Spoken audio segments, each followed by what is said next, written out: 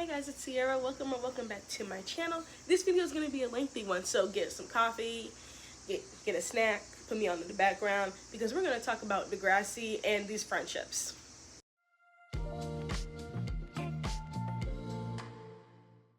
Alright, I'm going to be looking down a lot because I got a lot of notes, so keep up. Anyway, so we're going to talk about the cycle of friendships first, move into Degrassi friendships, relationships, all the different types. They're going to be like really quick, and then we're going to really categorize the friendships and talk a little bit about them, because babe, what is wrong with these friendships on Degrassi? Well, at least some of them are solid, but we will literally be like comparing them and talking about them. Anyway, let's go. So first off, the cycle, just the cycle of friendships. Friendships are not static. They grow and change over time. And according to William Rollins, there is a breakdown of 7 stages of friendship. We start off with role, delimited relations, friendly relations, and moves toward friendships. Nascent or nascent. I think it's nascent. I think I remember it was nascent. Nascent friendship, stabilized friendship, waning friendship, and post-friendship. So, those are all the different types. All right, moving on. So on the show, we have seen various stages of friendships. So we need to look into each type, talk about each type, and really just like dive into what was happening on the show and what was going on with these friendships. So first, world delimited relations. They all exist in a these are relationships, connections that all exist in the world. We're all technically connected somehow, some way, in a wide range of roles in each other's lives. So like that's really essentially the Degrassi community school in general. Not everybody is like best friends, but everyone has a role in someone's life. Like everyone is a student, everyone is literally a peer to each other. We have Mr. Simpson as the principal, we have all the teachers, Mr. Armstrong, Mr. Perino, Ms. Hasalakos was a teacher at one point before she became the interim principal. We had Shep.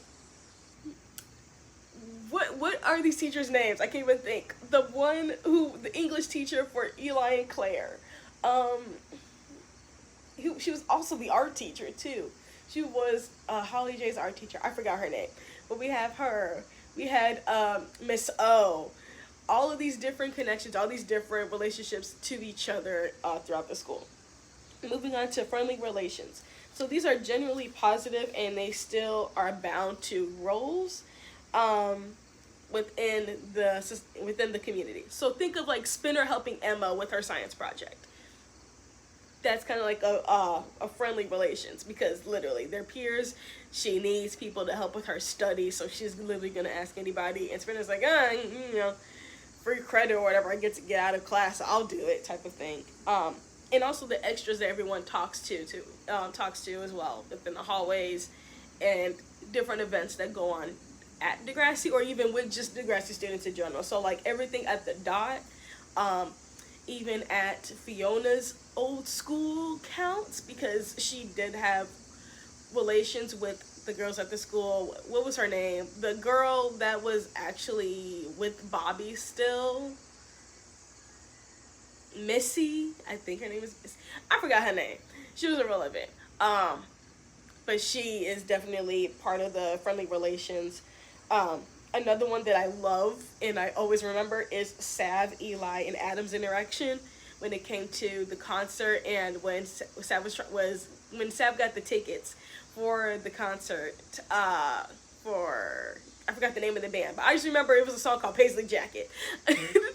And their interaction with going to the concert, dealing with the tail light and all that kind of stuff.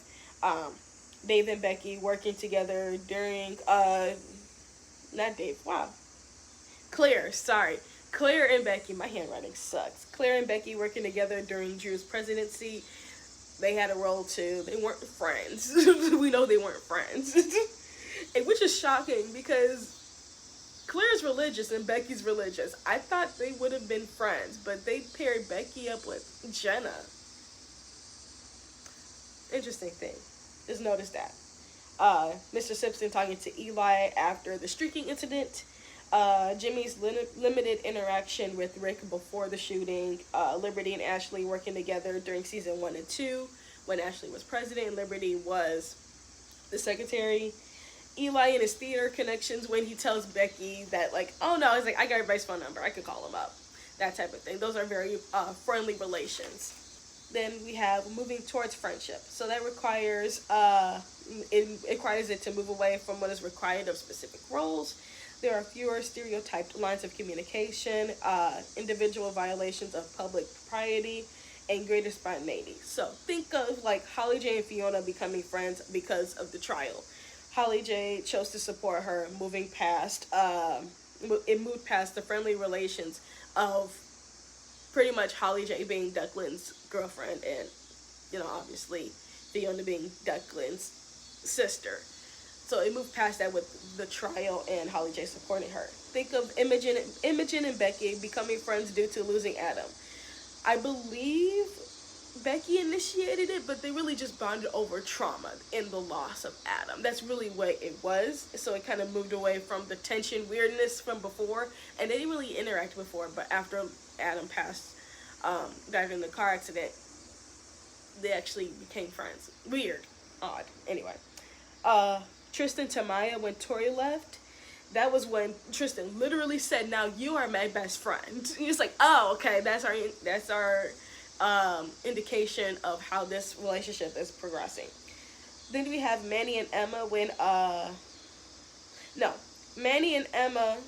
JT dies, their relationship with Liberty, because before then they really didn't interact with Liberty. When you watch it back from seasons 1, 2, and 3, like at the very beginning, they weren't even really friends. It was always Manny and Emma like this, and Liberty was there. Like they were, I guess, like they knew each other. Obviously, like they grew up together, but the show really doesn't depict them as friends. If we're being quite honest, like we don't have scenes where Liberty is sleeping over at Emma's house. It's always Emma and Manny. So it kind of feels like after JT passed, then they moved towards like actual friendship. But before then, they weren't really friends. They just existed in each other's worlds. Nascent friendship. There's no more original role interactions. Norms develop between two people. So think of like Imogen and Becky's friendship again. They have like their own type of interactions with each other and how they communicate. Claire and Eli's inside jokes after the screaming session that they had in the street. Eli, when he messaged her, was just like, are you down for like a more public embarrassment type of thing? Like that's like their inside joke. When Fiona kisses Holly J, now that was that was something that flipped everything. I was like, whoa, what's happening? And even Jake and Mo's friendship too as well, because we've seen them interact and then they just become so comfortable with each other and they have their own interactions.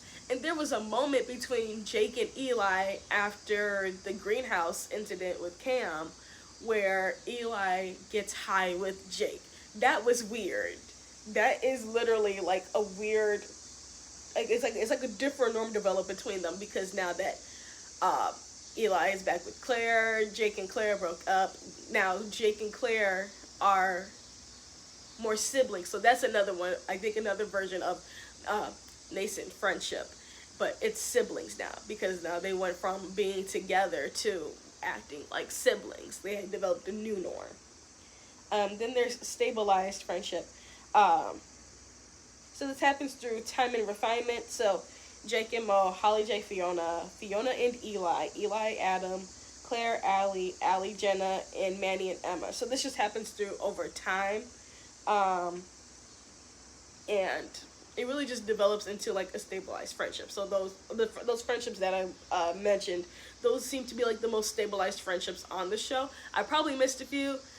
Let me know in the comments. So now moving on, there are actually 3 types of friendship from the stabilized relationships. All right, now, so underneath the stabilized friendships, there are 3 types. So we have active, so mutual accessibility and availability. There's 2. Number 2 is dormant. They share a valued history or sufficient amount of contact to stay friends. Three is commemorative, so they reflect the space and time in our lives, but current interaction is minimal. So I think of like Claire and Allie around the time that Dave cheated on Allie. Things started to dwindle down between them. Um, Terry and Ashley, with how Ashley was treating Terry, with just like her language and just being like, well, when you get a boyfriend, you'll understand, like that type of thing. You can see things start to change and shift, especially between Terry and Ashley towards Paige. You can see we get introduced into that version of a stabilized friendship immediately when Paige comes on the screen and does her iconic line. And then we get Emma and Manny, I would say, because they have so much history together. They feel as if like they have to remain friends, or at least remain somewhat close to each other because of the history that they had. But in reality, they should not have been. They should not have stayed friends. If I was Mandy, I would have dropped Emma a long time ago, and I would have left her ass all the way back where she was by herself, being creepy. I swear, I was rewatching Manny's episode when she becomes hot, and we've seen before when Manny wanted to be a cheerleader, Emma was like peering behind the door, like just staring at her.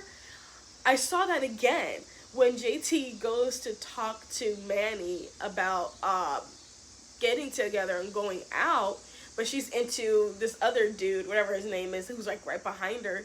You literally see Emma right there staring at her again. I'm like, what is up with that? Like, is this kind of like a symbolism type of thing where it's kind of like Emma feels as if like Manny's growing up without her, and so she's constantly just watching Manny change, and Emma can't do that. Emma's stuck in her ways, stuck in what she's used to, stuck in her beliefs and what's right and wrong, and being very vocal and overbearing about it, where it's like she's pushing her own friend away. It's so odd how that happened twice. And the last type of friendship is waning. So this is when the friendship slowly dies, and there are three primary reasons for this.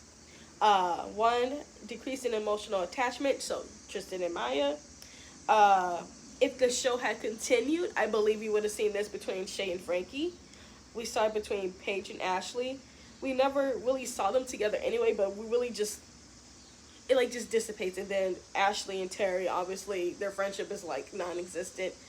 Terry is in a coma, and then she goes to another school, but I doubt that Terry would have stayed friends with Ashley in the first place.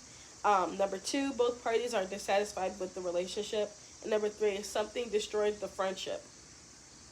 So, drama, anything really. And I feel like we would have seen that between Katie and Marisol if Katie did not forgive Marisol, which is so weird. Another friendship that should have just ended, because why would you take back a friend who literally just told everyone your mental health struggles, your eating disorder? Like, why would you stay friends with her? I don't get it. Moving on. So, when you take all of this stuff into account, there are essentially four types of friendships. There's healthy and unhealthy, enjoyable and unenjoyable, enjoyable and unenjoyable. Yeah. So under healthy and unenjoyable is a waning friendship. Unhealthy and unenjoyable is a deviant friendship. Healthy and enjoyable is an ideal friendship, and then unhealthy and enjoyable is a problematic friendship. And you can really just like hearing how they're paired up, like with like the concept of unhealthy and healthy, you can really like formulate what that kind of friendship looks like. But we're going to dive into what those friendships look like with talking about the actual friendships. You good? You got all that? Did you pause it? Did you sit down? You're like, what the hell's going on? Yeah, I know, a lot. But hear me out. Now we're going to talk about the actual friendships. I have as many friendships I can think of. If I'm missing any, please let me know in the comments where you would put that friendship when it comes to this friendship diagram, okay? But we're going to start off with healthy friendships, but they're unenjoyable. So this could be unenjoyable to one person, unenjoyable to both parties, but it maintains it, but it's healthy to an extent of where it's like they both agree, or they both are aware of this type of friendship that they have. So for me, for the waning friendships, for that specific kind of friendships, I see like Maya and Tori, Paige and Marco, Eli and Becky, and Shay, Frankie, and Lola. Now, starting off with Maya and Tori, they have a healthy friendship, but I feel like it's unenjoyable at times for Maya mainly because of, I guess, like just like this underlying jealousy towards Tori. And it's not like she's jealous and has like an attitude towards Tori, but she's jealous of Tori essentially in a way. Tori does pageant, she has Zig. Maya is trying to find herself. She feels like she looks like a boy. Even Tori is like, no, yeah, I mean, you're like that type of friend where you're just like, well, bitch, damn. Like, but then she tries to help her, but it's like healthy in a way where it's like they feel comfortable, like being able to speak these things, but it's still unenjoyable because they're still trying to find themselves. They're still young. And it's very awkward between them because Maya is clearly into Zig and Zig is clearly into Maya.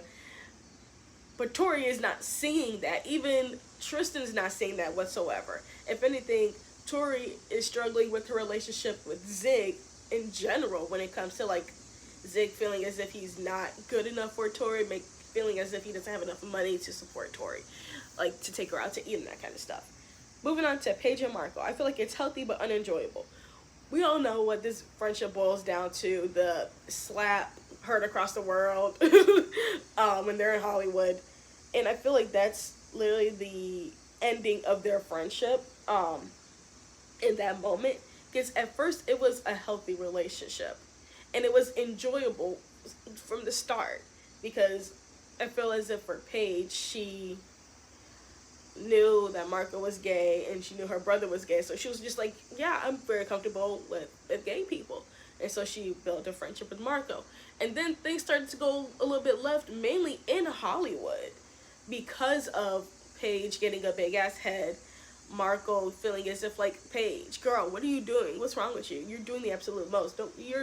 You've never been this desperate for attention before. But in a way, she has been, because she did do that back in season 1, I think it was like episode 4 or 5, if I'm not mistaken, because she does get desperate because she wants to be picked by Toby's mom to be like a celebrity essentially. She's like, she's trying to dress up to have like this certain look so she can get scouted.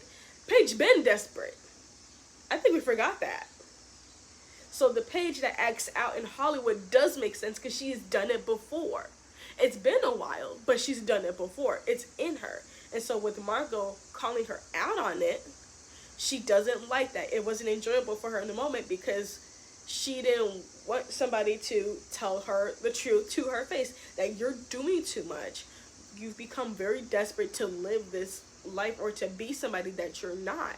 And for Marco, it's unenjoyable because clearly he got slapped, but also his own friend is not even addressing the situation that she is trying to appear better than other people. Like, there's that issue with their relationship. But it was healthy in the sense of, like, they were able to communicate that. Paige couldn't communicate that back because she felt targeted at, which is why she slapped him. But Marco could communicate with her. They always been able to communicate with each other. But it was just in this moment when Paige didn't like what Marco was saying, she retaliated. And then she later, calls to apologize, but Marco's not taking it. So, but eventually, later on in the Degrassi universe, they do come back towards, I think it was in Degrassi Next Class, for like one of the reunion episodes, and they're like talking and they're cool. So obviously they gotten over it, but that really just shows that there are moments in their friendships where it makes it unenjoyable. But they are able to communicate. They are able to talk to each other when situations arise, minus Paige having to look at the damn mirror of herself. Eli and Becky, because different beliefs. I feel like that's the main reason why it's unenjoyable, because they have completely different beliefs, but they're able to communicate for the sake of the play. And after Becky got over herself, essentially. But after that, like, they're actually able to, like, bond over their love of theater, essentially. Shay, Frankie, and Lola, unenjoyable because they're still learning and getting to know themselves and knowing who they are, but they are able to communicate with each other. The problem it gets to is with Shay and Frankie. Now, that's a different type of friendship, but I feel like there are moments that are unenjoyable because each of them says something that the other person is not ready to acknowledge, process, or feels like they've been attacked by their friend. Like when Frankie feels as if she's been misunderstood by Lola and Shay because Lola and Shay just want her to be like happy or whatever. But Lola and Shay never wanted her to be happy after Winston broke up with Frankie. They just wanted to know what the fuck was going on. Like, girl, you're not talking to us. Like, we're not over here trying to be like, oh my god, be happy. But they're literally going through like, oh my god, let's go hang out, let's go do this. And you're just like, oh no, I don't want to do it. You're not communicating what's happening. Like, so it's very much, I feel like that's very much their relationship, their friendship. Now moving on to unhealthy and unenjoyable. Emma and Manny, Maya and Tristan, Paige, Terry, Ashley, Ellie and Craig, Danny and Derek, Dave and Wesley, Johnny and Bruce. I'm going to go backwards this time. Johnny and Bruce is unhealthy and unenjoyable. They really just bonded because they broke. They're poor and they're delinquents. That's really what they bonded over. It's completely unhealthy because Bruce feels as if Johnny thinks that he's better than him. And Johnny doesn't think that. Johnny just wants to go to college. He feels like Johnny wants to have a future. Johnny wants to put himself out there. He's probably just always been scared to because, first of all, at Lakehurst, I don't even know how Lakehurst was like as a school, to be quite honest. But Lakehurst, I don't even know. But I don't know how their school was, but clearly they still had the same personality, the same type of friend group. They probably were still friends, still over from Lakehurst, but it became an issue when moving over into Degrassi because of the JT incident.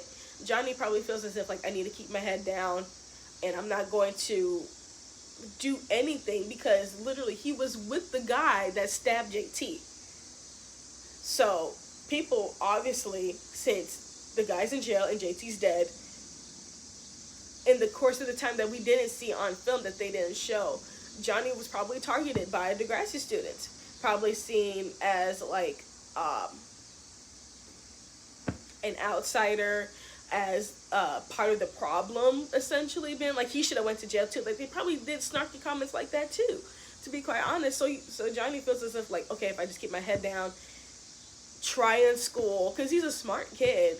He's just poor. He's probably just like, I'm keeping my head down, I'm doing what I need to do, and I'm gonna get the heck up out of here. But then he actually starts to think about college and actually having the possibility of having a life in college and becoming a better person and having different opportunities. So for Johnny and Bruce, that's when their friendship just disappears essentially, because now they don't have that bond of being poor anymore, or like not even poor, but like having that bond of not being ambitious anymore. So now Bruce was like, well, now I'm not good enough for you. So now it's completely unenjoyable. They have their whole situation between Johnny, Bruce, and the girl that Bruce is into, that he wants to take to the dance or whatever. And also just in general, Johnny's friends are highly immature, but yet they make fun of other kids. They're just immature people. Like literally, Johnny didn't feel comfortable with being in a relationship with Allie in public because he was like, I still have to see my friends. Your friends are immature. That has nothing to do with the fact that you're with a girl. Your friends are just not good people. Like, why would they dog you about being with somebody? That's not a healthy friendship. No. What the hell is that? They should be happy that you're with somebody that's as smart and cool as Allie. At least, probably just because Allie is not like them. So Johnny knows that they're gonna rag on him for being with someone like Allie, which is not healthy and not enjoyable friendship to be in. Dave and Wesley. Dave wants to be popular, and Wesley wonders why. So their whole friendship is unhealthy and unenjoyable. The entire interactions between them are unenjoyable. I don't know why they were paired together as friends. Same thing with Danny and Derek. They're completely different people. Derek is a freaking disaster. Like, It's unhealthy and unenjoyable. We see Danny, he wants to go to college. He's grown up in a household where education and having ambitions is very important.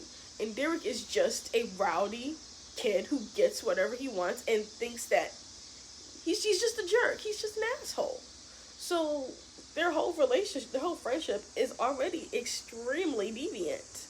Especially when it comes to when Danny and Derek like the same girl, and then they go to the mall and Derek slides the underwear in Danny's pocket, and then Danny almost gets freaking arrested because of it, and Derek just thinks it's funny. No, that's not your friend then, because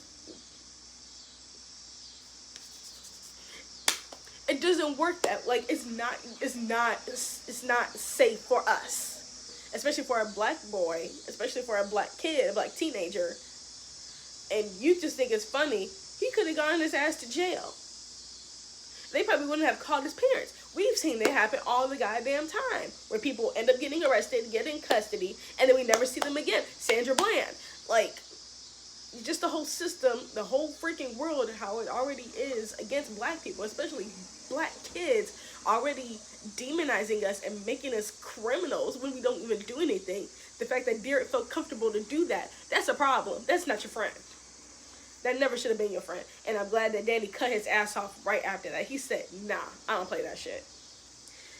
Ellie and Craig, unhealthy and unenjoyable. Simple as that. We all know. Terry, Paige, and Ashley, unhealthy and unenjoyable. They're not even really friends. I don't even know why they even talk to each other. I don't know why they even formed PMS together. Because they didn't like each other. Ashley didn't like Paige. Terry was the middleman. Terry felt like she had to, like,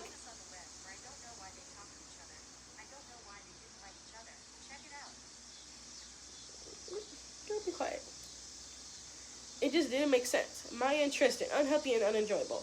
Tristan is so desperate for a connection, and Maya tries to help him out and tries to understand him, but it just doesn't work. I don't know what it was, but their friendship just never felt like a true friendship to me at all. They weren't even truly friends at the very beginning when they were introduced, because Tristan was up Tori's ass. And then when Tristan's like, oh my God, Maya, you're my best friend now because Tori's gone. And literally, right away, who did she replace her with? Within like 2 minutes, Zoe. They were never they were never really friends, to be quite honest. It never felt like that. It's unhealthy and unenjoyable. Mainly for Maya. And sometimes for Tristan too. Like, I get Tristan was like, saying like, oh my God, you get everything that you want, but the thing is, Maya didn't actively go out and be like, oh, I'm gonna be interested in Miles too. She didn't. She literally was trying to defend Tristan. Maya has tried so hard to be a good friend to Tristan, and Tristan was never a good friend to her. It just never worked out. Emma and Manny, unenjoyable and unhealthy. They should have left each other alone a long ass time ago. That's simple. They should have stopped being friends all the way back, I would say, to when Emma wanted to be hot. Not even that. Not Emma. When after Manny's abortion, they should have stopped being friends. That's just my opinion. Like, Emma did stand up for her, but still that's not enough to, like, be solid friends, because then Emma does bring it up, like, as bashing Manny later on. They should never been, they should have stopped being friends. Or, at the very very least, Manny should have dropped Emma the minute she got with Peter after what Peter did to Manny. I'm just saying. After that, I would have cut your ass out of my life. Period, point blank. You wouldn't talk to me at all. You would have been done. But somehow they're still friends, and I don't know why, because literally their entire friendship is extremely deviant.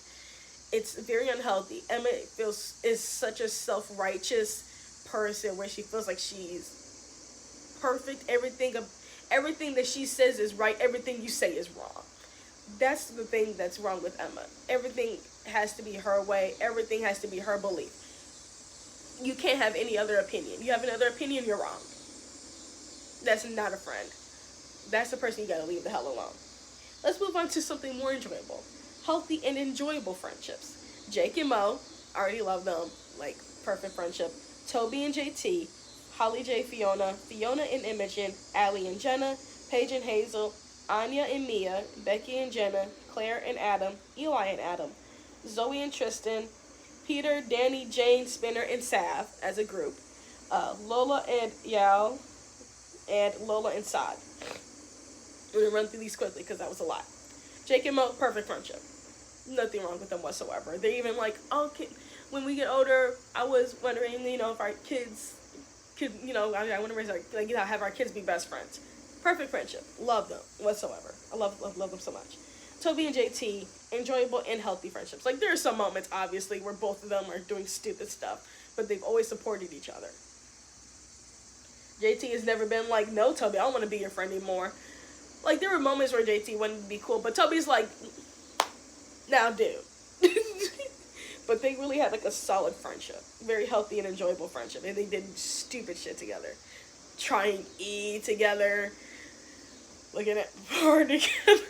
Looking at corn together, like, Jesus Christ. But they went through all those phases together. That's a true friendship. To me.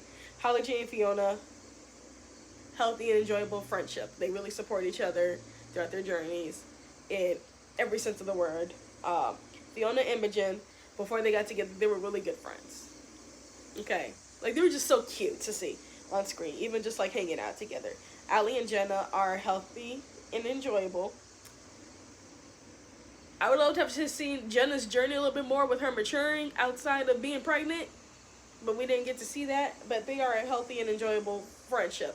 I think it was in Channeling Chanaz's video, she does talk about, I think it was in her video. I forget which content creator, but they said in the video that Jenna and Allie's friendship is so solid because Jenna knows what it's like to make mistakes, and is willing to be that friend to help you out through the mistakes. So that's what Jenna does for Allie. Paige and Hazel, they're healthy and enjoyable. I wish we got more of Hazel's story, because then I would love to have seen Paige, I would have loved to have seen their friendship more, because it sounded like Hazel was Paige's lackey. That's what that's what they portrayed. If we had gotten more Hazel things, I feel like we would have seen a really good friendship between them, because they did not play about each other, in my opinion, from what I've seen. Like, they were close. They had, like, their moments, but they weren't, like, they weren't doing things the way, like, other characters were doing. Anya and Mia, I feel like they could have been, they started to become friends, but they weren't, like, best friends. I feel like if Anya stopped being friends with Holly J early on, her and Mia would have been best friends. Becky and Jenna are cool. Claire and Adam and Eli and Adam, that whole trio, they're literally they're healthy friendships. Like, they get along. They have similar interests. Eli and Adam were already friends prior to the show, prior to them showing up. So they were already paired together. They seem to have a really healthy friendship. But we just didn't see a lot of it, which was weird, because all of a sudden they paired Dave with Adam to be friends. Why the fuck did y'all do that? Did y'all forget that Eli was best friends with Adam? Adam came out to Eli and Claire. He did not come out to Dave. Like, I think y'all forgot who was actually truly friends on the show sometimes. Zoe and Tristan were healthy and enjoyable. I still don't like Zoe. I didn't like seeing her on my screen, but I will say that they had a healthy and enjoyable friendship. The Studes, in general, very supportive of each other, very healthy and enjoyable friendship. When Peter does do drugs, they're like, you need to solve that problem, and then come back to us, maybe, possibly. Like, they immediately put up that boundary of, like, nah, we need you to figure that out. Like, you're going through some shit, and that's okay, but figure that out over there. Like, we'll be there for you, but you need to figure that out.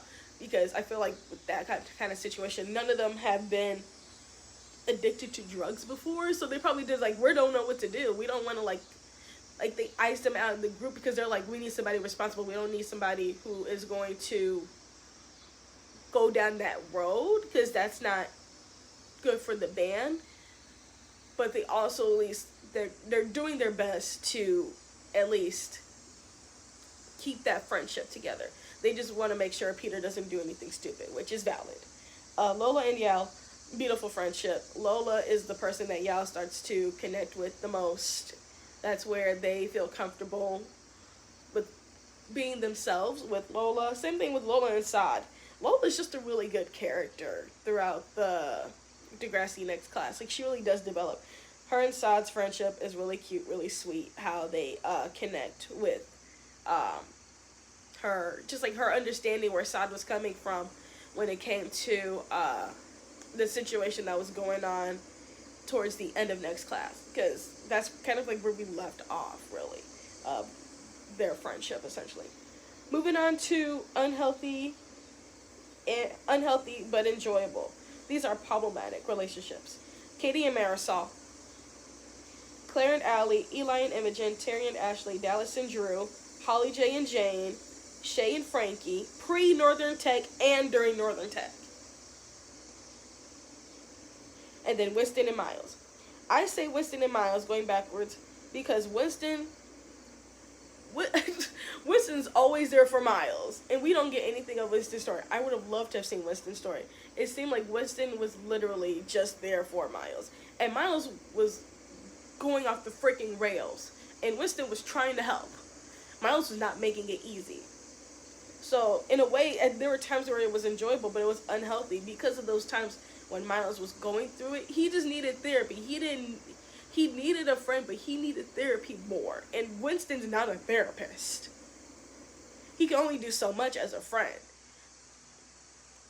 Just saying. So it was kind of unhealthy and unfair for Winston to have to be like this sounding board and be this voice of reason constantly for Miles. Winston can't even make a mistake. Winston can't have his own experiences because Miles is going off the rails.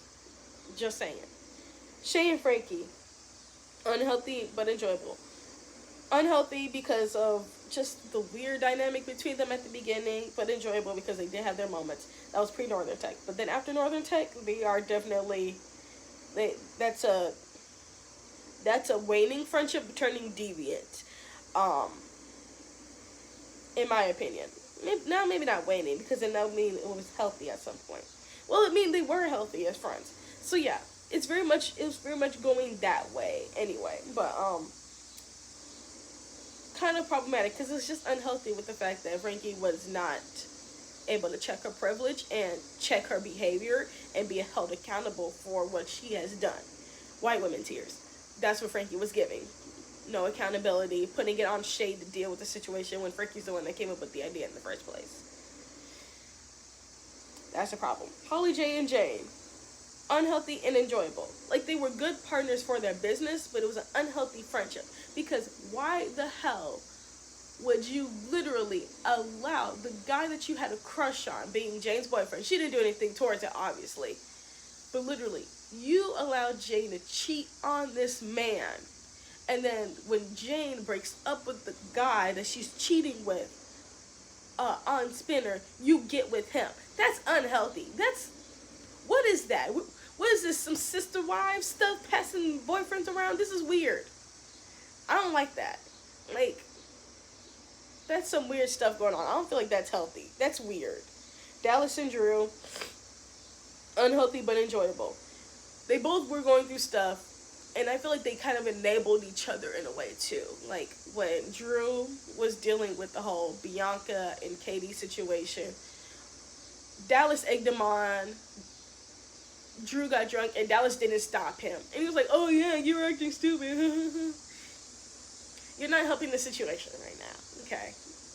They really didn't help each other. And then when Dallas started drinking and going off the rails because he couldn't play hockey anymore, Drew tried to help him, but Dallas was so far gone. He was like, I don't even know what to do with you, to be quite honest. It was like very much, I feel like, unhealthy in that way, and felt like they kind of had to be friends at the end because Adam's gone. So a lot of these friendships, especially towards the end, were very much circumstantial because Adam was gone, or at least because of shared loss. Weird. Terry and Ashley, I already told you how the way that Ashley was treating Terry was, no, I didn't like it. Eli and Imogen, it was unhealthy from the beginning because of how Imogen was playing puppet master on Eli. It was already unhealthy. But then it became enjoyable when them actually started to become friends. The problem was when Fiona tried to get them to get together. That's when they realized they're like, we're good as friends. We're not good together as a couple, because now Imogen feels like she has to overdo it, especially when we find out that Eli is bipolar. That it starts to get a little complicated. And Eli kind of feels like he's being smothered, essentially, and but also being labeled by Imogen. Like, yes, he is bipolar, but he's not like out there being like, I'm bipolar, this is blah blah blah blah. He doesn't say that until he has this interview with NYU, and that's when he does share that on his own accord of like, I think it actually helps with my process. But he's like, he doesn't just automatically just say like, I'm bipolar and uses it as like his entire label, because he's more than that. Claire and Allie, unhealthy but enjoyable. There's obviously moments where it's unhealthy for both parties, really. When Allie is going through the situation with Dave, Claire is clearly too self-obsessed with her own world to actually be there for Allie. But they have so many more. They have more moments where their relationship is enjoyable. They just had like those spurts where it was unhealthy. Their relationship is better to me than Emma and Manny, because Emma, like I said, was very self-righteous and very much like, my way is the highway.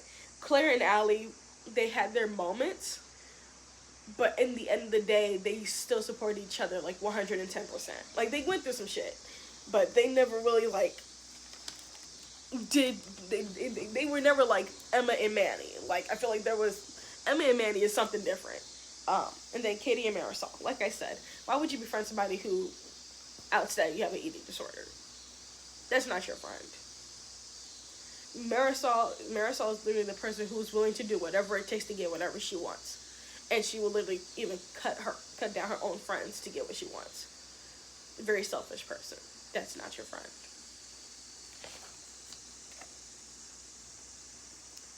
So what can we learn from these friendships? Pretty much to stand up for yourself, have boundaries with your friends, but don't feel compelled to stay in friendships where you don't feel safe, you don't feel heard, you don't feel respected. That's essentially what you can grasp for these kind of friendships. And like, have some standards, please, Holly J. Like, I talked about that in my Duckling video, because my God, it's so weird about that. But still, yeah. That's all I have for this video. If you like this video, be sure to like it. Comment below maybe a friendship I forgot to mention and what friendship you think that they have. Anyway, until next time, it's made magical. Bye.